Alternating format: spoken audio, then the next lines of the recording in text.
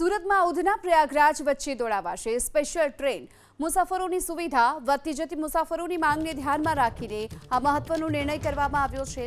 વિશેષ ભાડા સાથે આ સ્પેશિયલ ટ્રેન દોડાવવાનો રેલવે વિભાગનો નિર્ણય છે। દર શુક્રવાર અને સોમવારે ઉધનાથી રાત્રે 23:25 કલાકે આ ટ્રેન ઉપડશે, એટલે કે રાત્રે 11:25 કલાકે, અને ત્રીજા દિવસે સવારે 5:10 પ્રયાગરાજ પહોંચશે। 12 જૂનથી 31 જુલાઈની વચ્ચે આ સ્પેશિયલ ટ્રેન દોડાવવા માટેનો મહત્વનો નિર્ણય લેવાયો છે।